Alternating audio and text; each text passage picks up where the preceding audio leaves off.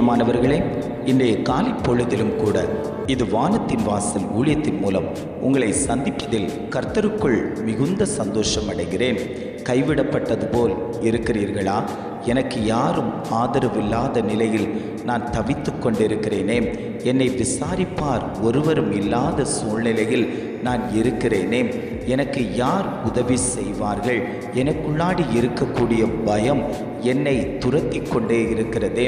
நான் ஓடிக்கொண்டிருக்கிறேன், ஆனாலும் ஒரு வெற்றியை சுதந்திரிக்க முடியாதபடிக்கு கைவிட்ட நிலையில் தத்தளித்து கொண்டிருக்கக்கூடிய என் சூழ்நிலைமையை யார் காண்பார்கள் என்று அநேகர் தேவனை நோக்கி பார்த்து கொண்டிருக்கிறீர்கள் அல்லவோ? ஆண்டவர் சொல்லுகிறார், நான் உங்களை கைவிடாத தேவன், நான் உங்களை சேர்த்து கொள்ளக்கூடிய தெய்வம் என்று இன்றைய காலை பொழுதில் ஒவ்வொரு குடும்பங்களையும் பார்த்து ஆண்டவர் வாக்கு கொடுத்து கொண்டிருக்கிறார். இன்றைய காலை பொழுதிலும் கூட ஆண்டவர் நமக்கு தரக்கூடிய நல்ல வார்த்தை என்னவென்றால், ஏசாயா 54 அதிகாரம் 7 வசனம் இவ்வாறாக சொல்லுகிறது, இமைப்பொழுது உன்னை கைவிட்டேன், ஆனாலும் உருக்கமான இரக்கங்களால் உன்னை சேர்த்து கொள்வேன். வேதம் இவ்வாறாக சொல்லுகிறது, இமைப்பொழுது உன்னை கைவிட்டேன், ஆனாலும் உருக்கமான இரக்கங்களால் உன்னை சேர்த்து கொள்வேன். ஆண்டவர் குடும்பங்களை பார்த்து சொல்லுகிறார், உருக்கமான இரக்கங்களால் நான் உங்களை சேர்த்து கொண்டிருக்கிறேன் என்று இன்றைய காலை பொழுதில் ஒவ்வொரு குடும்பங்களையும் பார்த்து ஆண்டவர் வாக்கு கொடுத்து கொண்டிருக்கிறார். அநேகர், ஆண்டவர் என்னை கைவிட்டு விட்டாரோ, நான் தேவ சமூகத்தில் இருக்கிறவன், அவருடைய வார்த்தையை கேட்கிறவன், ஆனாலும் என் குடும்ப சூழ்நிலை என்னை எவ்வாறாக மாற்றிவிட்டதே, அவருடைய பாதபடியில் கண்ணீர் வடித்து கொண்டிருக்கிறேனே, அவருடைய சமூகத்தில் என்னுடைய பாரத்தையெல்லாம் இறக்கி வைத்து கொண்டிருக்கிறேனே, ஆனாலும் எனக்குள்ளாடி எந்த விதமான நன்மைகளையும் காண முடியாதபடிக்கு இருக்கிறேனே என்று அநேகர் தேவனை நோக்கி பார்த்து கொண்டிருக்கிறார்கள். தேவனிடத்தில் கேட்கக்கூடிய ஒரே கேள்வி, ஆண்டவரே, என் விண்ணப்பத்துக்கு ஏன்பா பதில் தரல? என் விண்ணப்பத்தை நீர் கேட்கவில்லையா? உம்முடைய சமூகத்தில் வந்து எட்டவில்லையா? என்னை கைவிட்டு விட்டீரோ என்று அநேகர் பல கேள்விகளோடு கேட்டுக்கொண்டிருக்கிறீர்கள் அல்லவோ? ஆண்டவர் சொல்லுகிறார், மகனே, மகளே, நான் உன்னை கைவிடவில்லை, நான் உன்னை சேர்த்து கொண்டிருக்கிறேன். உனக்குண்டான விண்ணப்பத்துக்கான பதிலை ஏற்ற காலத்தில் நான் உனக்கு செய்து தருவேன் என்று ஆவியானவர் குடும்பங்களை பார்த்து அவர் பேசிக் கொண்டிருக்கிறார். அநேக காரியத்தினால, அநேக வேதனைகளோடு, அநேக பாடுகளோடு, அநேக கஷ்டத்தோடு, அநேக வியாகுலத்தோடு தேவனை நோக்கி முறையிட்டு கொண்டிருக்கக்கூடிய அத்தனை ஜனங்களுக்கும் ஆண்டவர் சொல்லுகிறார், நான் உங்களை விடுவிப்பேன். உன் குடும்பத்தில் இருக்கக்கூடிய பிரச்சனை மாறும். உன் பிள்ளையின் காரியத்தில் ஒரு விடுதலை உண்டு. அந்த திருமண காரியம் நடக்கும். இத்தனை ஆண்டுகளாய் தடைபட்டு நின்ற அந்த திருமணம், வரக்கூடிய வரன்களெல்லாம் தடைபட்டு போகிறதே. என்னுடைய பிள்ளைக்கு ஒரு காரியம் நடக்காதா? என் மகனுக்கு ஒரு நன்மை நடக்காதா?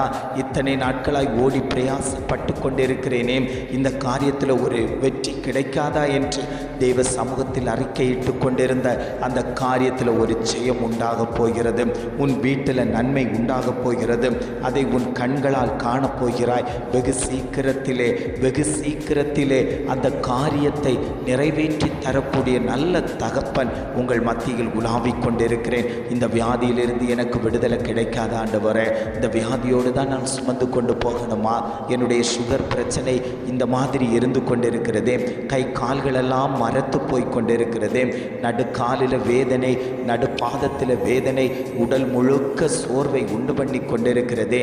நான் தேவ சமூகத்தில் அமர்ந்து கொடுக்கிறேனே, ஆனாலும் என்னுடைய பலவீனம் மாற்றப்படவில்லையே என்று அழுது கொண்டிருக்கக்கூடிய மகனே, மகளே, உன்னை பார்த்தாண்டவர் சொல்லுகிறார், உன்னுடைய காயங்கள் ஆற்றப்படும், உன்னுடைய வியாதி மாற்றப்படும், நீ சுகம் அடைவாய், நீ பலன் அடைவாய், நீ ஆண்டவருக்கென்று ஜொலிக்கக்கூடிய பாத்திரம், உன்னை கொண்டு அநேகரை கவ்வி பிடிக்கக்கூடிய காரியத்தை உன் கரத்தில் தந்திருக்கிறேன், வலையை தந்திருக்கிறேன். ஆத்ம ஆதாயம் செய்வாய், அநேகருக்கு பிரயோஜனமுள்ள பாத்திரமாய் நீ பயன்படுவாய். உன்னை கொண்டு பெரிய காரியங்களை நான் செய்வேன் என்று ஆவியானவர் ஆவியானவர் திட்டமும் தீர்மானமுமாய் குடும்பங்களை பார்த்து ஆண்டவர் பேசிக்கொண்டிருக்கிறார்.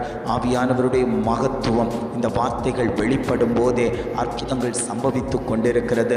அவர் சொல்லுகிறார், என்னுடைய உருக்கமான இரக்கங்களால் நான் உங்களை சேர்த்து கொண்டிருக்கிறேன், நான் உங்களை கைவிடவில்லை, நான் உங்களோடு கூட இருந்து கொண்டிருக்கிறேன், நீங்கள் பயப்பட தேவையில்லை.